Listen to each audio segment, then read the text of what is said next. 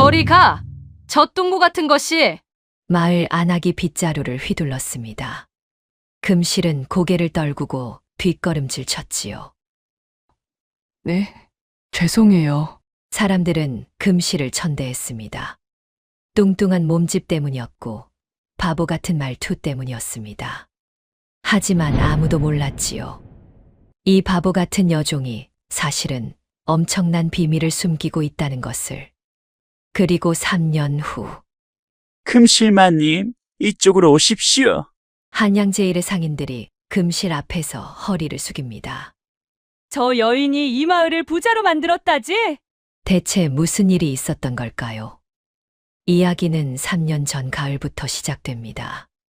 사연 시작 전 구독과 좋아요를 꼭 눌러주시고 어디서 듣고 계신지 댓글 남겨주시면 그곳에 행운이 가득하길 기원하겠습니다.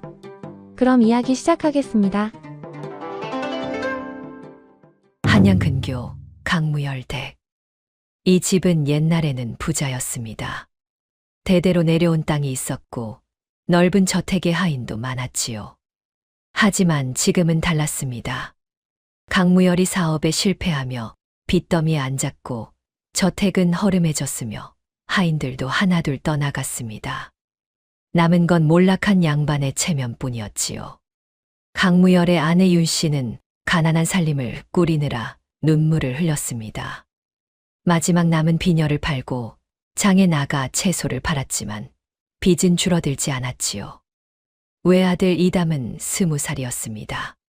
준수한 얼굴에 글 읽기를 좋아하는 양반 도련님이었지만 집안 형편 때문에 과거 시험조차 포기해야 할 상황이었습니다.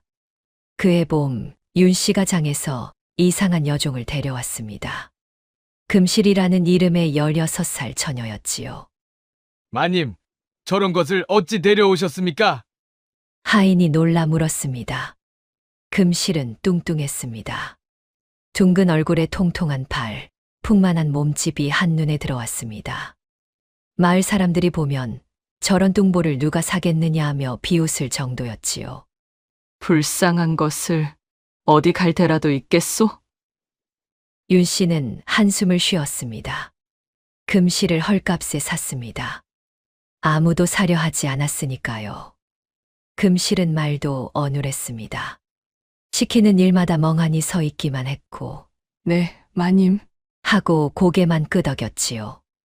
빨래를 하라 하면 물만 바라보고 밥을 하라 하면 불 조절을 못해 태웠습니다. 저 계집애 정말 바보가 아닌가? 하인들이 수군거렸습니다. 마을 사람들도 금실을 놀렸습니다.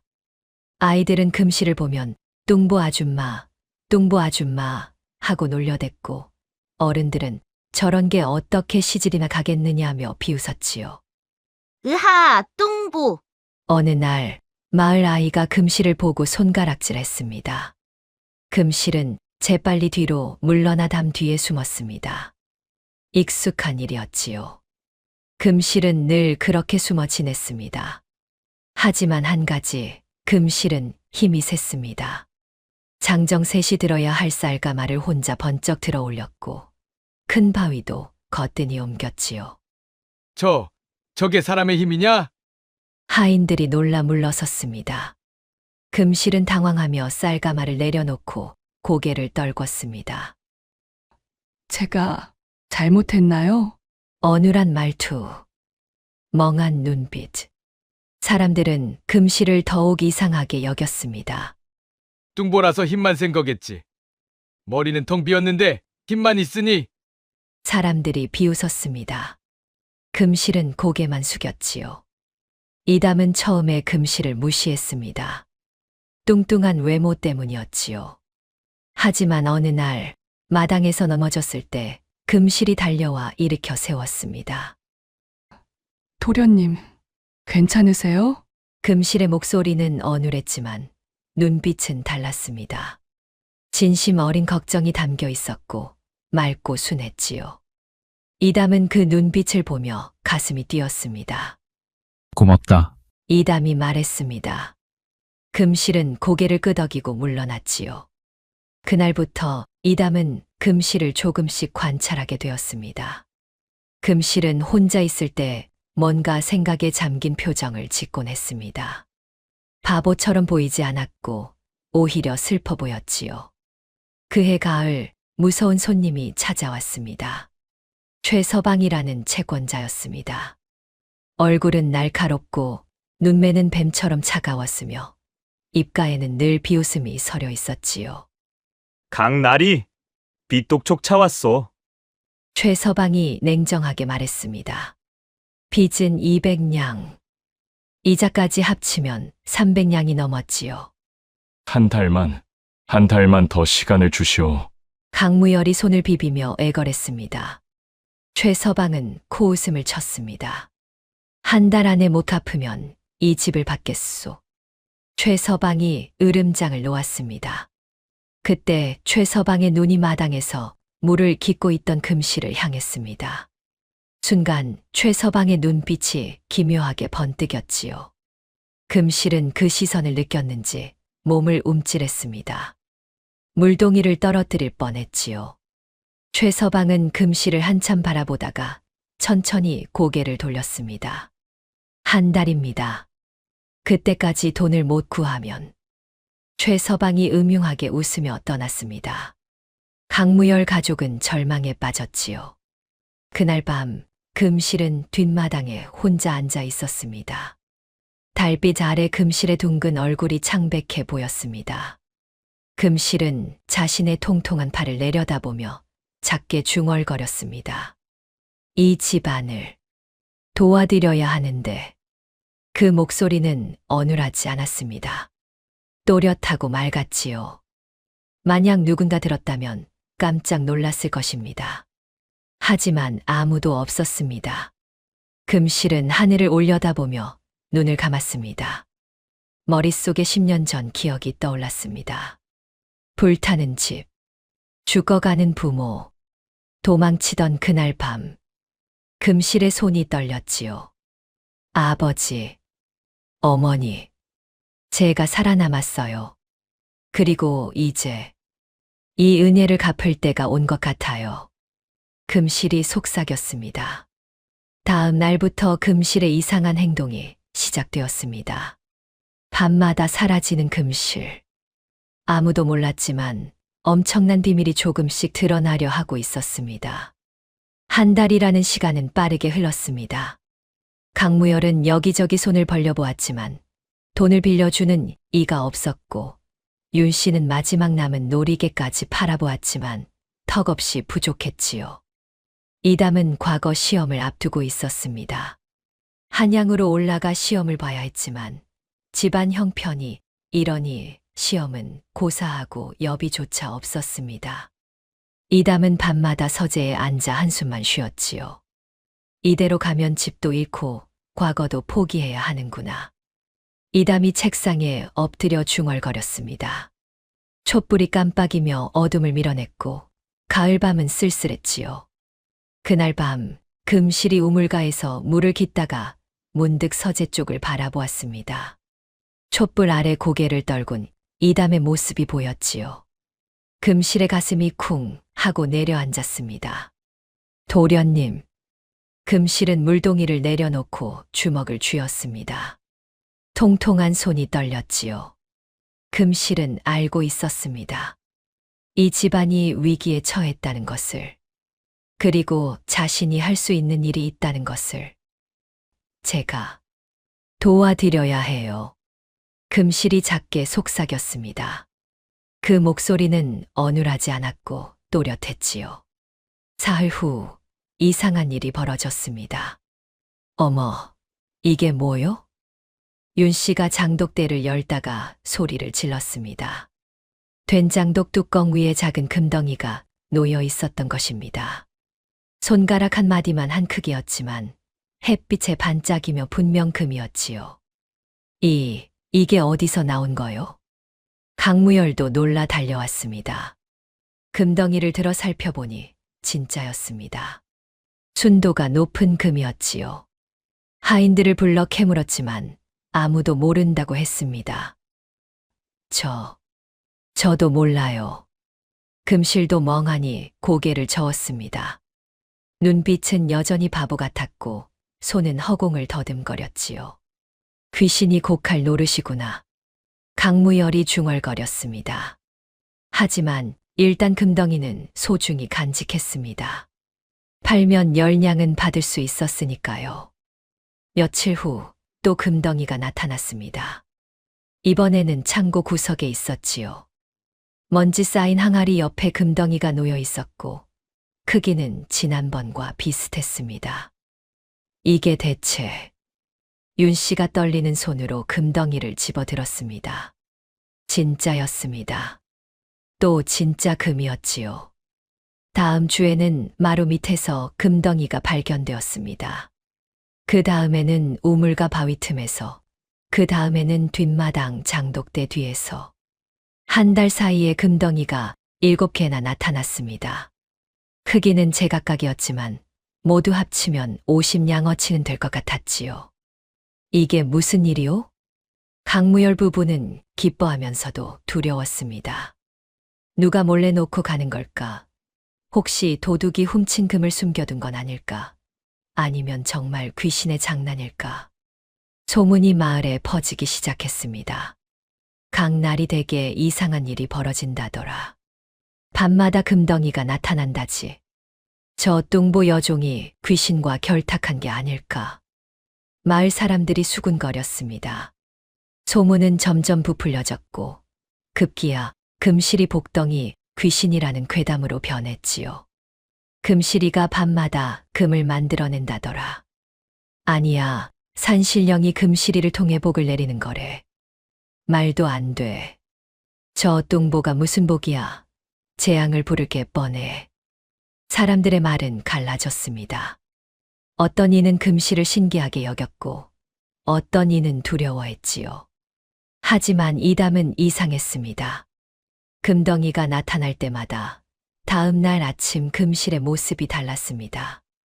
손에는 물집이 가득했고 치마폭에는 흙이 묻어 있었으며 얼굴은 피곤해 보였지요. 게다가 금실은 예전보다 더 자주 졸고 있었습니다. 설마 금실이가? 이담은 의심하기 시작했습니다. 하지만 확신할 수 없었지요. 금실은 여전히 바보처럼 행동했고 멍한 눈빛으로 고개만 끄덕였으니까요. 어느 날 저녁 이담이 금실에게 다가갔습니다. 금실아, 내 손은 왜 그러느냐? 이담이 물었습니다. 금실은 황급히 손을 등 뒤로 감추며 고개를 저었습니다. 아닌데요. 어눌한 말투. 하지만 이담은 금실의 눈을 봤습니다. 그 순간 금실의 눈빛이 흔들렸고 뭔가 숨기고 있다는 확신이 들었지요. 금실아, 내가 뭔가 알고 있지? 이담이 다시 물었습니다. 금실은 고개를 세차게 저었고 뒷걸음질 치며 도망쳤습니다. 뚱뚱한 몸이 종종걸음으로 사라졌지요. 이담은 그 모습을 보며 확신했습니다. 금실이가 뭔가 숨기고 있어. 그리고 그 비밀이 금덩이와 관련이 있어. 이담은 금실을 지켜보기로 결심했습니다. 보름달이 뜬 어느 밤, 이담은 잠들지 않고 금실을 지켜보기로 했습니다. 서재문을 살짝 열어두고 금실의 방을 감시했지요. 달빛이 마당을 비추고 가을벌레 소리만 들렸습니다. 한밤중이 되자 금실의 방문이 조용히 열렸습니다. 금실이 지게를 메고 작은 곡괭이를 들고 조심조심 뒷문으로 향했습니다. 이담은 숨을 죽이고 뒤를 밟았지요. 금실은 뒷산으로 올라갔습니다. 깊고 깊은 산속으로 사람의 발길이 닿지 않는 곳까지 올라갔습니다. 이담은 멀찌감치 따라가며 지켜보았지요. 나무 뒤에 숨어 금실의 행동을 살폈습니다. 뚱뚱한 몸이지만 금실은 산길을 능숙하게 올라갔습니다. 숨도 차지 않았고 발걸음도 가벼웠지요. 금실이 멈춰선 곳은 큰 바위가 널린 골짜기였습니다. 금실은 바위들을 하나하나 만지며 살폈습니다. 손바닥을 바위에 대고 눈을 감고 무언가를 느끼는 듯 했지요. 그리고 어떤 바위 앞에서 멈춰 섰습니다. 여기. 금실이 중얼거렸습니다. 그 목소리는 또렷했고 바보 같지 않았지요. 이담은 놀라 눈을 크게 떴습니다. 금실은 곡괭이로 바위를 깨기 시작했습니다. 땅, 땅, 땅, 깊은 밤, 곡괭이 소리만이 산을 울렸지요. 금실의 힘은 대단했습니다. 뚱뚱한 몸에서 나오는 어마어마한 괴력이었습니다. 장정도 힘들어할 바위를 혼자 깨고 있었고, 땀이 비 오듯 흘러내렸습니다. 1시간쯤 지났을까, 바위가 쪼개지며 그 안에서 금빛이 반짝였습니다. 금맥이었습니다. 바위 틈새에 금이 박혀 있었고 달빛을 받아 환하게 빛났지요. 금실은 조심스럽게 금을 캐냈습니다. 작은 주머니에 담고 다시 땅을 고르고 나무잎으로 덮어 흔적을 감췄지요. 모든 동작이 능숙했습니다. 이담은 숨이 멎었습니다. 금실이가 바보가 아니었어. 금실이 지게를 메고 산을 내려오려는 순간 또 다른 곳에 멈춰 섰습니다. 이번에는 약초를 캐기 시작했습니다. 어둠 속에서도 금실은 정확하게 약초를 찾아냈지요. 산삼, 복령, 영지. 금실이 중얼거리며 약초를 캤습니다. 손놀림이 빠르고 정확했습니다. 귀한 약초들을 골라 주머니에 담았지요. 이 정도면 도련님 과거 시험 비용은 충분할 거예요. 금실이 혼잣말을 했습니다. 그 목소리는 처음 듣는 또렷하고 맑은 목소리였습니다. 어눌함은 전혀 없었고 오히려 지혜로워 보였지요. 이담의 가슴이 쿵 내려앉았습니다. 금실이 자신을 위해 이 고생을 하고 있었던 겁니까? 금실이 산을 내려가려 할 때 이담이 나무 뒤에서 나왔습니다. 금실아. 이담이 조용히 불렀습니다. 금실은 화들짝 놀라 뒤돌아섰습니다. 지게를 떨어뜨릴 뻔했고 둥근 얼굴이 새하얗게 질렸지요. 도련님. 금실의 목소리가 떨렸습니다. 들켰습니다. 이제 끝입니다. 쫓겨날 것입니다. 너 바보가 아니었구나. 이담이 천천히 다가왔습니다. 금실은 뒷걸음질 쳤고 눈에 눈물이 고였지요. 제발 쫓아내지 말아주세요. 금실이 떨리는 목소리로 말했습니다. 그 목소리는 더 이상 어눌하지 않았고 간절함이 가득했지요. 이담은 금실의 팔을 잡았습니다. 도망치지 마라. 나는 내가 왜 이러는지 알고 싶을 뿐이야. 금실은 이담의 눈을 보았습니다.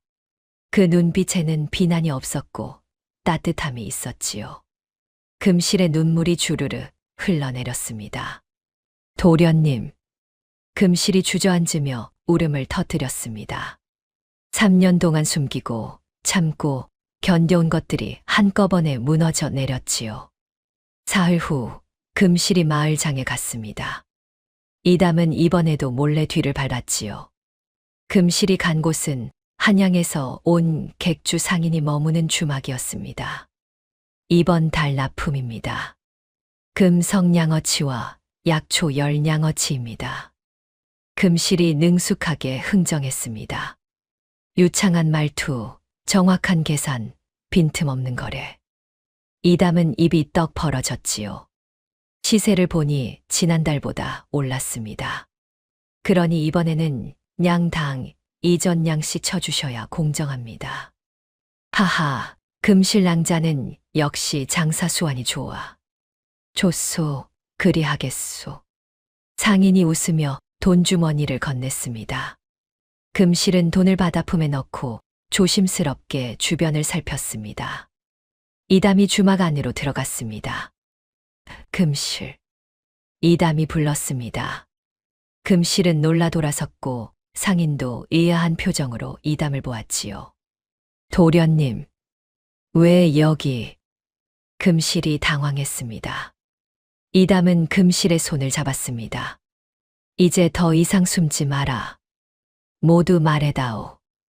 내가 누구인지, 왜 바보 행세를 했는지. 금실은 입술을 깨물었습니다.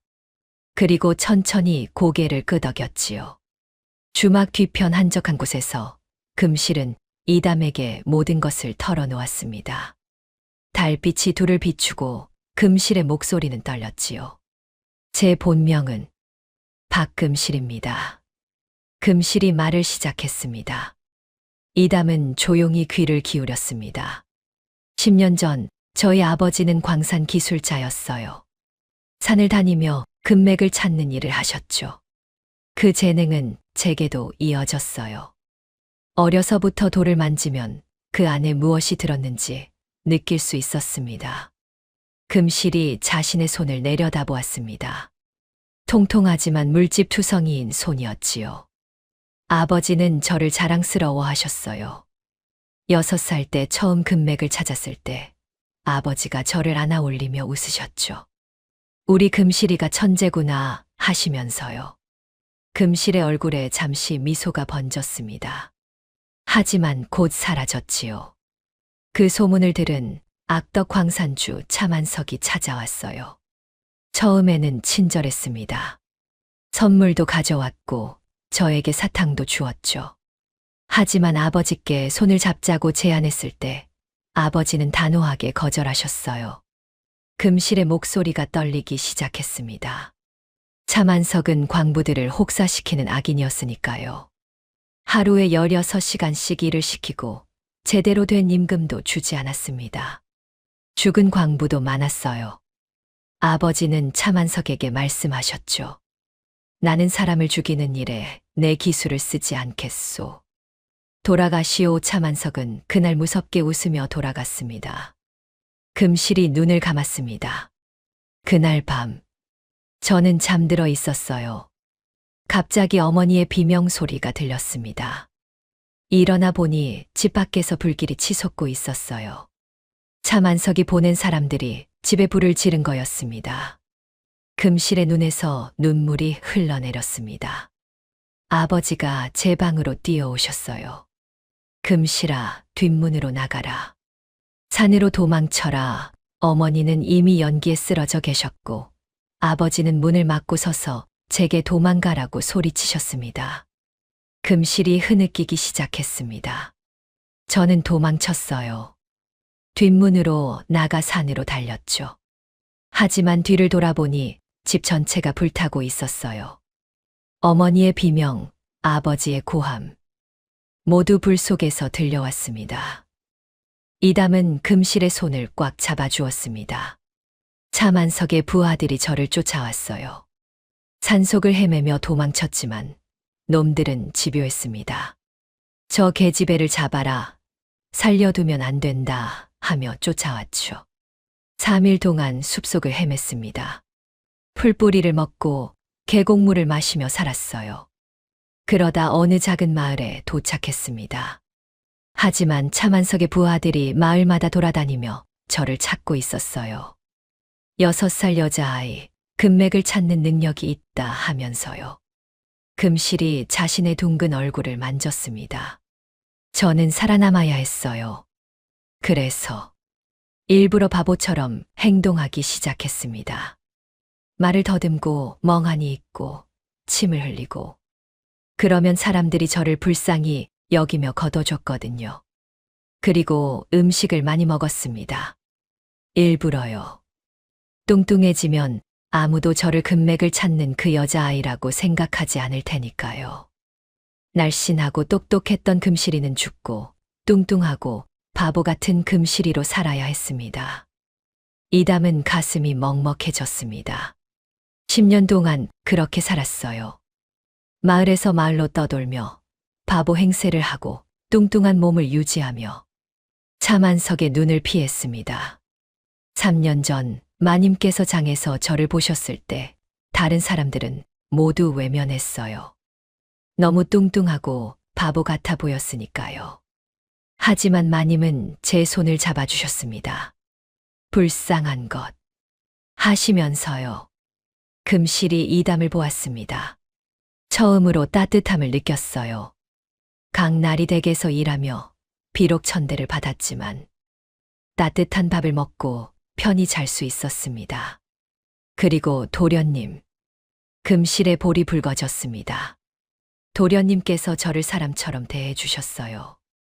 넘어졌을 때 일으켜 주시고 고맙다 하고 말씀하셨죠. 10년 만에 처음으로 제가 사람이라는 걸 느꼈습니다.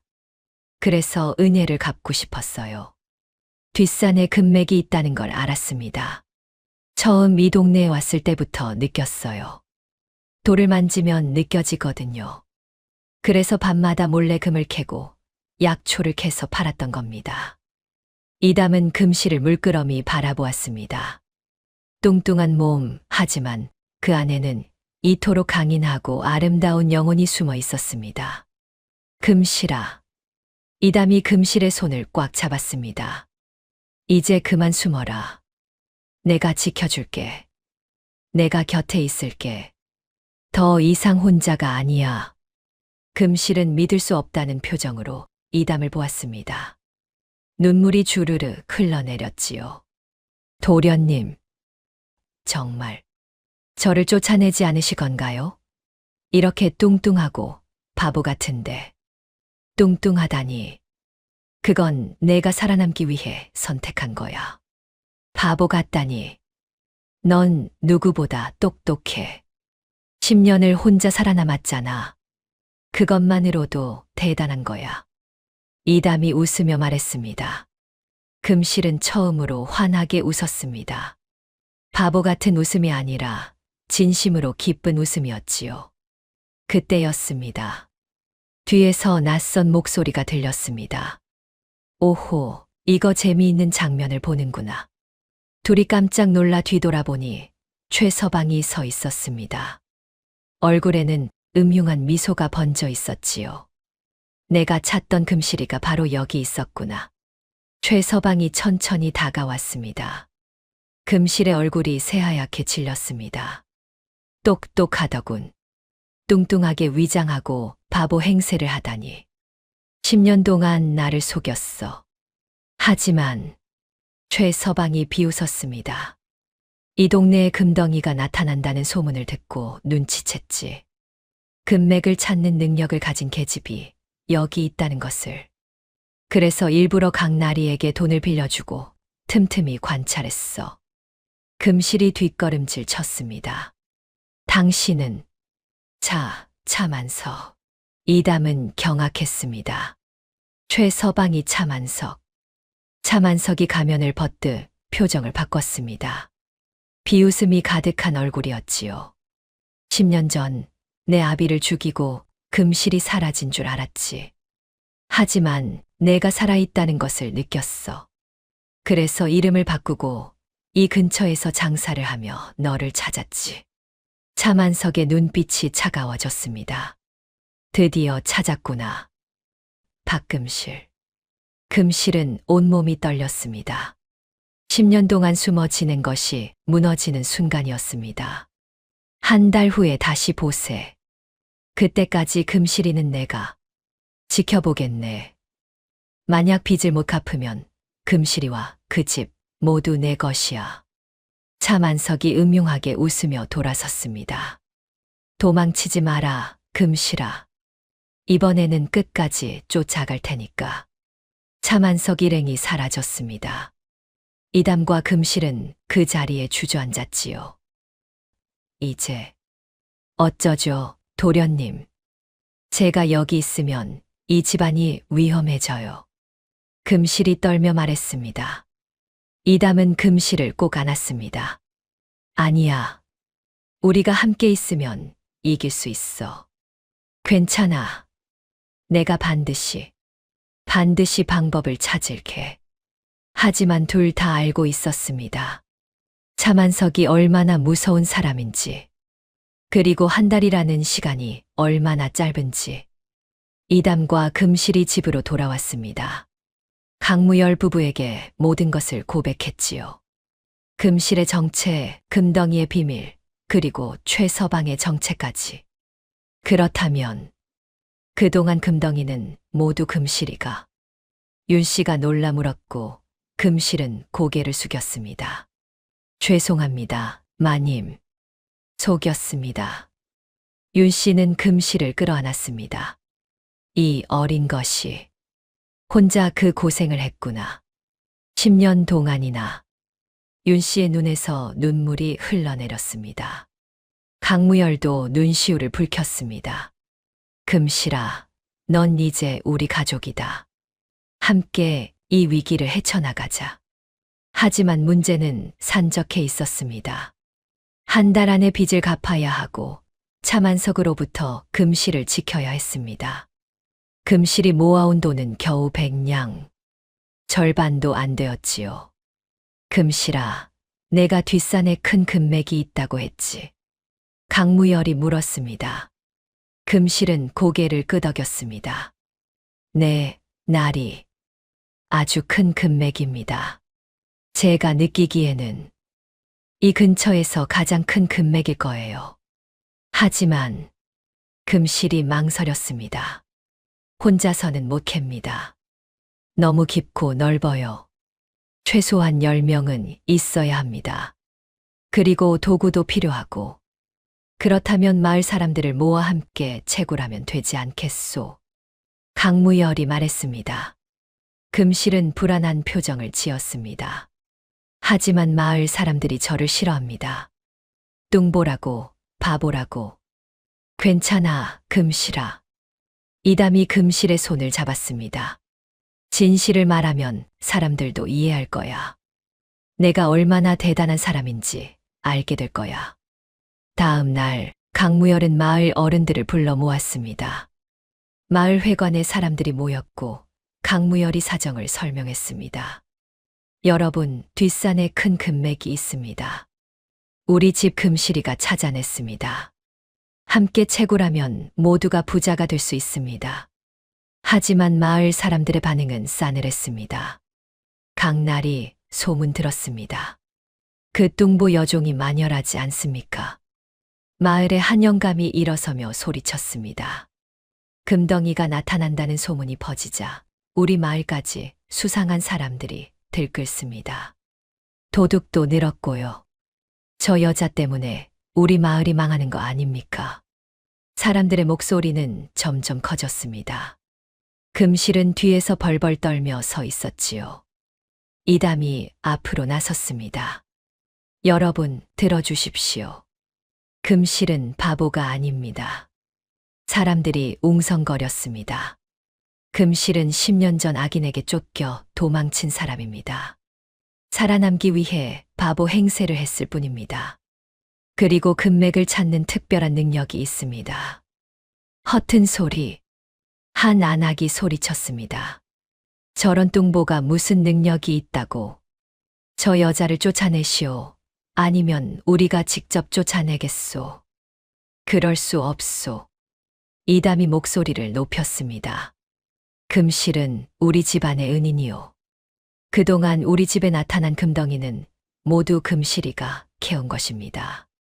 마을을 위해 금맥을 나누자고 제안하는데 오히려 쫓아내자니 말이 되는 소리요. 하지만 마을 사람들은 돌아섰습니다. 어떤 이들은 침을 뱉기까지 했지요. 우리는 저런 뚱보와 함께 일할 수 없소. 저 여자가 있는 한 우리는 돕지 않겠소. 사람들이 하나둘 자리를 떴습니다. 강무열 가족은 절망에 빠졌지요. 그날 밤 횃불을 든 마을 사람들이 강무열 댁 앞에 몰려왔습니다. 마을 전체가 들고 일어난 것 같았습니다. 금실이를 내놓으시오. 저 마녀를 쫓아내야 마을에 평화가 옵니다. 대문을 두드리는 소리가 요란했습니다.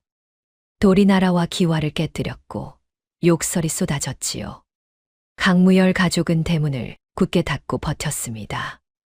이담은 금실을 뒤에 숨기고 칼을 뽑아 들었습니다. 강무열도 곤장을 들었지요. 누구도 금실을 건드리지 못한다. 사람들과 강무열 가족의 대치가 이어졌습니다. 1시간, 2시간. 사람들은 물러서지 않았습니다. 그때 하늘에서 천둥이 쳤습니다. 구름이 몰려오고 비가 내리기 시작했지요. 처음에는 보슬비였지만 곧 억수같이 쏟아졌습니다. 이것 봐라.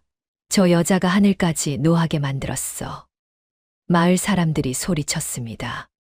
하지만 비는 거세게 쏟아졌고 천둥과 번개가 계속되었습니다.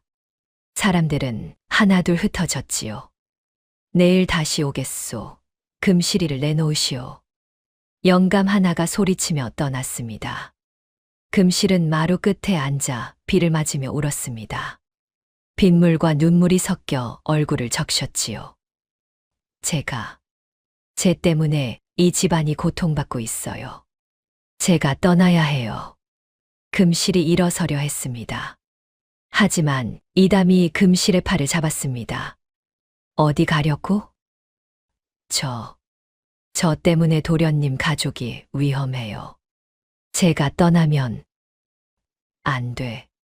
이담이 단호하게 말했습니다. 넌 우리 가족이야. 가족은 함께 있는 거야. 힘들 때 더욱 윤 씨가 다가와 금실을 끌어안았습니다. 금실아, 내 잘못이 아니야. 사람들이 편견에 사로잡혀 있을 뿐이야. 강무열도 금실의 어깨를 두드렸습니다. 우리가 함께 이겨내자. 한 달이면 돼. 우리가 방법을 찾을 거야. 금실은 가족의 품에서 울음을 터뜨렸습니다. 10년 동안 혼자였던 금실에게 처음으로 진짜 가족이 생긴 순간이었습니다. 한 달이 지났습니다. 차만석이 다시 찾아왔습니다. 이번에는 부하 10여 명을 이끌고 왔지요. 관아의 관리까지 데리고 왔습니다. 합법적으로 집을 빼앗으려는 것이었습니다. 강날이 빚은 준비하셨겠지요? 차만석이 음흉하게 웃으며 물었습니다. 강무열은 금실이 캐온 금과 약초를 팔아 모은 돈을 내밀었습니다. 하지만 겨우 100냥, 절반밖에 안 되었습니다. 나머지는 조금만 더 시간을 주시오. 금맥을 캐면 강무열이 애걸했습니다. 차만석은 코웃음을 쳤습니다. 시간은 끝났소. 약속대로 이 집은 이제 내 것이오. 안 됩니다. 이담이 소리쳤습니다. 하지만 차만석은 이미 관아의 문서를 제출했고 관리가 증인으로 서 있었습니다. 합법적이었습니다. 이해 있으면 관아에 가서 따지시오. 나는 합법적으로 빚을 받을 뿐이오. 차만석의 부하들이 집 안으로 들이닥쳤습니다. 집기를 뒤지고 창고를 열고 방을 수색했습니다. 감나가는 물건을 찾아내 목록을 작성했지요. 그때 차만석이 금실을 발견했습니다. 금실은 안방에 숨어 있었지만 부하들이 문을 열어젖혔습니다. 거기 있었구나, 금실아. 차만석이 천천히 다가왔습니다.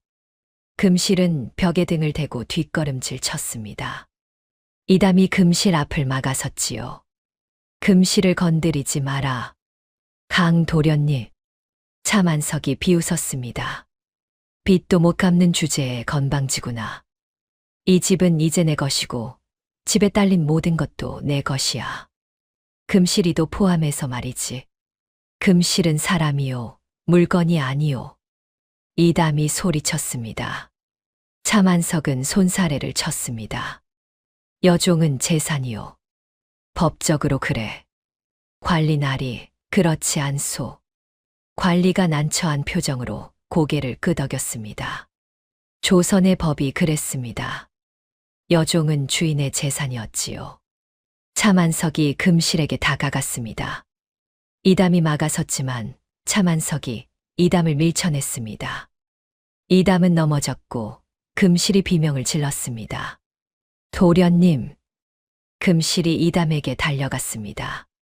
차만석은 그 모습을 보며 음흉하게 웃었지요. 금실아, 내가 순순히 따라오면 이 집안은 살려주마. 차만석이 제안했습니다. 내 능력으로 금맥을 찾아주기만 하면 돼. 그러면 이 빚을 탕감해주지. 이 집도 돌려주고. 금실은 떨고 있었습니다.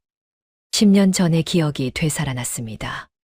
불타는 집, 죽어가는 부모, 그리고 지금 또다시 소중한 사람들이 위험에 처했습니다. 만약 거부하면? 금실이 떨리는 목소리로 물었습니다. 차만석이 칼을 뽑아 이담의 목에 들이댔습니다. 이 도련님부터 죽이지. 그 다음은 강나리, 그 다음은 마님. 하나씩 천천히 말이야. 금실의 몸이 부들부들 떨렸습니다. 또다시 혼자 남는 건가? 또다시 모든 것을 잃는 건가? 이담이 금실을 보며 고개를 저었습니다. 금실아, 따라가지 마. 우리는 괜찮아. 하지만 금실은 알고 있었습니다. 차만석이 거짓말을 하고 있다는 것을. 자신이 따라가지 않으면 정말로 이 가족을 죽일 것이라는 것을. 그만. 금실이 소리쳤습니다. 처음으로 큰 목소리를 냈습니다. 10년 동안 숨겨왔던 진짜 목소리였지요. 제가 따라갈게요. 대신 이 집안은 놔주세요. 약속하세요. 금실아, 안 돼. 이담이 소리쳤습니다. 하지만 금실은 고개를 저었습니다. 도련님, 살아계세요. 그것만으로 저는 행복해요. 도련님 가족이 무사하다면 저는 어떻게 되든 상관없어요. 금실이 눈물을 흘리며 차만석에게 걸어갔습니다. 차만석은 만족스럽게 웃으며 금실의 팔을 잡았지요. 현명한 선택이야. 자, 가자. 일할 곳이 많아. 그때였습니다. 기다려라. 뒤에서 커다란 목소리가 들렸습니다. 대문이 열리며 무명스님이 나타난 것입니다. 백발의 노승이었고 지팡이를 짚고 있었지요. 뒤에는 포졸 5명이 따라왔습니다. 차만석, 내 죄를 안다. 스님이 말했습니다. 차만석의 얼굴이 굳어졌습니다. 무슨 헛소리냐, 노승. 10년 전 내가 박석의 집에 불을 지르고 일가를 몰살시켰지. 내게 증거가 있다. 스님이 낡은 천 조각을 꺼냈습니다. 그것은 차만석의 부하가 입던 옷의 일부였고 그날 밤 불타는 집에서 떨어진 것이었지요. 또한 스님은 두루마리를 펼쳤습니다. 그날 밤 목격자들의 증언이다. 5명이나 된다.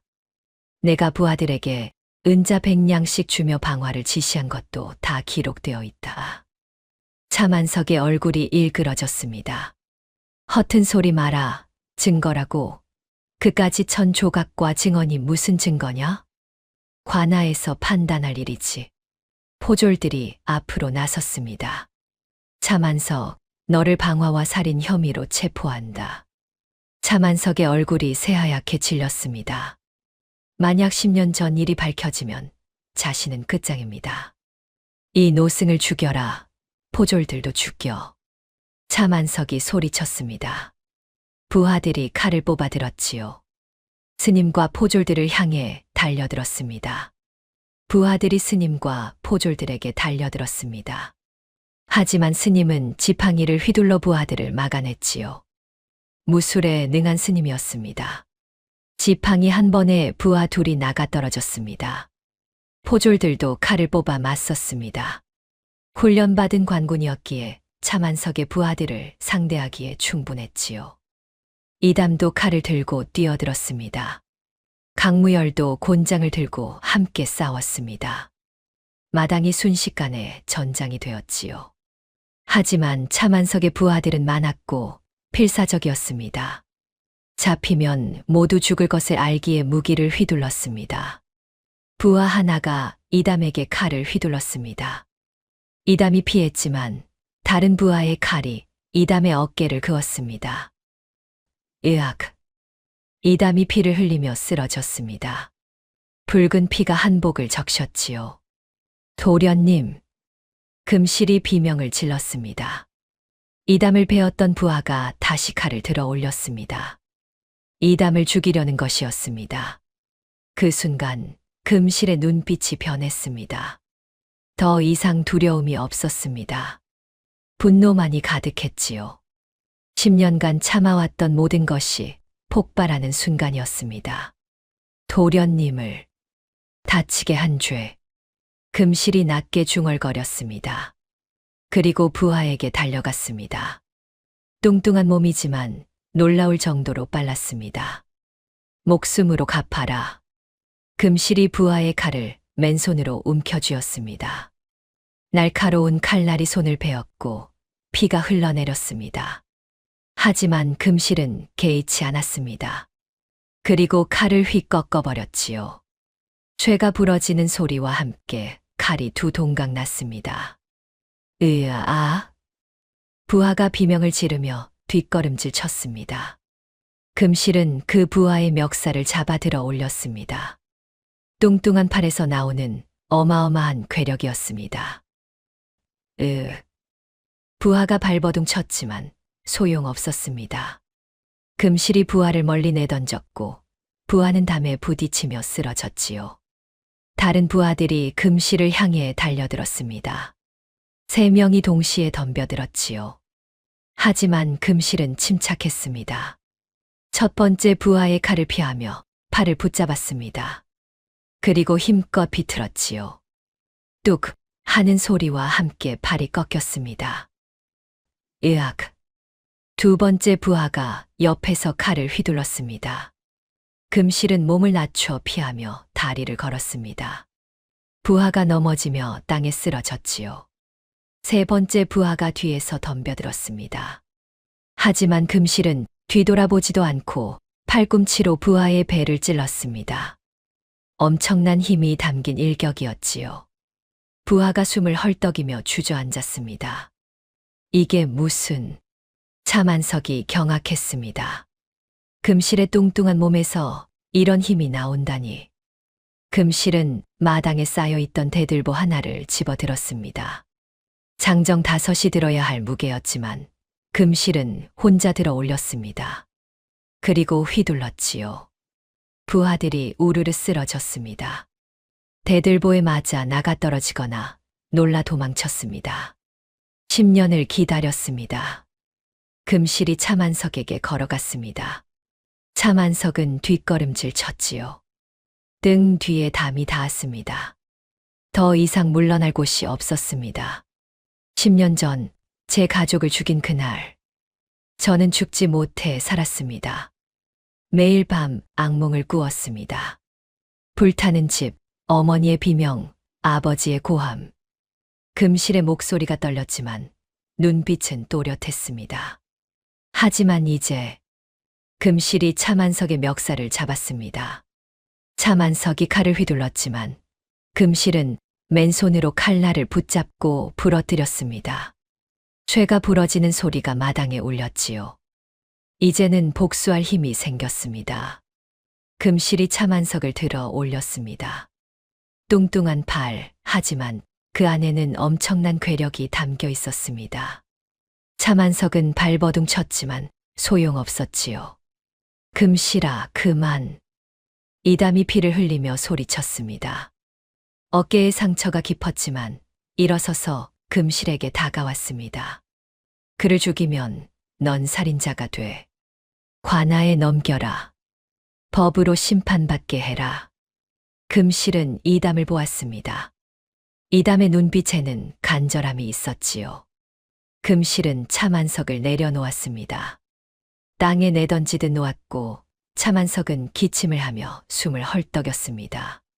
스님이 미리 불러둔 포졸들이 달려와 차만석을 결박했지요. 이놈, 방화살인, 그리고 오늘의 살인 미수까지 내 죄를 다 밝혀주마. 포졸 대장이 소리쳤습니다. 차만석은 끌려가며 소리쳤습니다. 금실아, 내가 아무리 발버둥 쳐도 넌 뚱보야. 괴물이라고. 아무도 너를 사랑하지 않아. 금실은 그 말에 고개를 떨구었습니다. 10년 동안 들어온 말이었습니다. 하지만 이담이 금실을 끌어안았습니다. 아니야. 넌 가장 아름다운 사람이야. 이담이 금실의 얼굴을 들어 올렸습니다. 내가 본 것은 내 외모가 아니라 내 마음이었어. 내 용기였어. 10년을 혼자 버텨낸 강인함이었어. 그리고 나를 위해 목숨을 걸었던 그 사랑이었어. 금실은 이담의 품에서 울음을 터뜨렸습니다. 10년간 참았던 눈물이 쏟아졌지요. 슬픔의 눈물이었지만 동시에 안도의 눈물이기도 했습니다. 스님이 다가와 금실의 머리를 쓰다듬었습니다. 잘했다, 금실아. 내가 용서를 선택한 것은 옳았다. 복수는 또 다른 복수를 낳는 법이니. 금실은 스님을 보며 고개를 숙였습니다. 스님, 고맙습니다. 10년 동안 저를 지켜봐 주셨어. 윤 씨가 금실을 끌어안았습니다. 금실아, 이제 정말 우리 가족이 되어주겠느냐? 더 이상 숨지 말고 당당하게. 금실은 고개를 끄덕이며 울었습니다. 강무열도 다가와 금실의 어깨를 두드렸지요. 넌 우리 집안의 은인이자 이제는 딸이다. 내 딸 금실아. 마을 사람들도 하나둘 모여들었습니다. 금실이 차만석을 물리친 광경을 본 사람들이었지요. 놀라움과 두려움, 그리고 미안함이 뒤섞인 표정들이었습니다. 금실 낭자. 우리가 잘못 생각했습니다. 마을 영감이 금실 앞에서 허리를 숙였습니다. 용서해 주십시오. 우리가 편견에 사로잡혀 있었습니다. 금실은 눈물을 닦으며 고개를 저었습니다. 괜찮습니다. 저도 처음부터 솔직하지 못했으니까요. 바보 행세를 하며 여러분을 속였습니다. 아니요, 금실 낭자. 한 안악이 앞으로 나섰습니다. 낭자께서는 살아남기 위해 그러셨던 것이지요. 우리가 낭자를 이해하려 하지 않았습니다. 사람들은 금실에게 사과했고, 금실은 모두를 용서했습니다. 그날부터 마을 분위기가 완전히 달라졌지요. 차만석은 관아에서 신문을 받고 모든 죄가 밝혀졌습니다. 10년 전의 방화살인, 불법 광산 운영에서의 수십 명 광부 학대치사, 그리고 이번의 협박과 살인 미수까지. 차만석은 극형을 선고받았고 그의 재산은 모두 몰수되었지요. 그 재산 중 상당 부분이 피해자인 금실에게 돌아왔습니다. 차만석이 10년 동안 모은 불법 재산이 500냥이 넘었습니다. 금실은 그 돈으로 강무열 댁의 빚을 모두 갚았고 남은 돈으로 가족을 도왔습니다.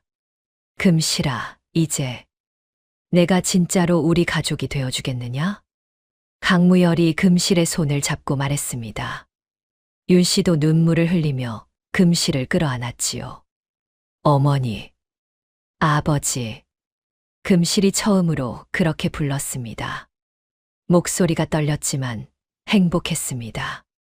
강무열 부부는 금실을 양녀로 삼았고 정식으로 족보에 이름을 올렸습니다. 이제 금실은 강금실이 되었지요. 금실의 안내로 뒷산에서 금광채굴이 시작되었습니다. 이번에는 마을 사람들도 함께했지요. 금실의 신기한 능력으로 금맥을 정확히 찾아냈고 금이 쏟아져 나왔습니다. 금실 낭자 덕분입니다. 마을 사람들이 기뻐하며 소리쳤습니다. 금실은 웃으며 고개를 끄덕였습니다. 더 이상 바보 행세를 하지 않았고 또렷한 목소리로 지시했지요. 이쪽으로 더 깊이 파세요. 여기 금맥이 굵습니다. 네, 낭자님. 사람들이 대답했습니다. 예전에 금실을 천대하던 그 글이었지만 이제는 존경하며 따랐습니다.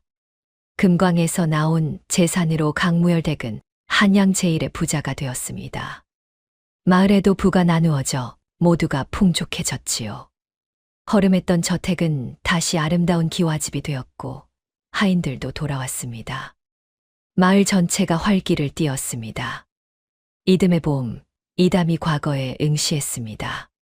금실이 모아준 돈으로 한양에 올라가 시험을 봤지요. 결과는 장원급제였습니다. 임금께서 직접 불러 치하하시고 벼슬을 내리셨습니다. 이담은 2조 참판이 되었습니다. 금실아, 축하해줘. 이담이 한양에서 돌아와 금실을 안아 올렸습니다. 금실은 깜짝 놀라 얼굴이 붉어졌지요. 도련님, 이제 벼슬아치신데 이러시면 상관없어. 넌 내 은인이잖아. 이담이 웃으며 말했습니다. 그리고 금실의 손을 잡았습니다. 금실아, 내가 벼슬을 받은 것도 다 내 덕분이야. 이제 나와 함께 평생을 살아주겠느냐? 금실의 눈에 눈물이 맺혔습니다. 하지만 저는 천한 여종 출신이고 이렇게 뚱뚱한데요. 이담은 고개를 저었습니다. 내 출신이 뭐가 중요해? 넌 이제 강나리의 양녀야. 당당한 양반 교수지. 그리고 뚱뚱한 건 이담이 금실의 뺨을 쓰다듬었습니다. 내가 살아남기 위해 선택한 거야. 곧 원래대로 돌아갈 거야. 하지만 뚱뚱하든 날씬하든 내가 사랑하는 건 내 마음이야. 내 용기야. 내가 나를 지켜주었던 그 사랑이야. 금실은 고개를 끄덕였습니다. 눈물이 주르르 흘러내렸지요. 감사합니다, 도련님. 아니, 서방님. 둘은 혼인했고 성대한 잔치가 열렸습니다. 마을 사람들이 모두 축하해 주었지요. 한양의 귀족들도 찾아와 축하했고 임금께서도 하사품을 보내주셨습니다. 금실의 이야기는 입에서 입으로 전해졌습니다. 혼례 후 금실은 더 이상 과식하지 않았습니다. 숨을 필요가 없었으니까요.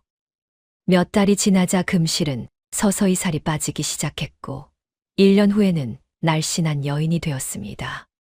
아름다운 얼굴이 드러났지요. 금실아, 정말 아름답구나. 이담이 말했습니다. 하지만 금실은 웃으며 대답했지요. 저는 뚱뚱했을 때도 서방님께 사랑받았어요. 그게 더 소중해요. 제 외모가 아니라 제 마음을 봐주셨으니까요. 결혼 후 금실은 광산 기술을 가르치는 서당을 열었습니다.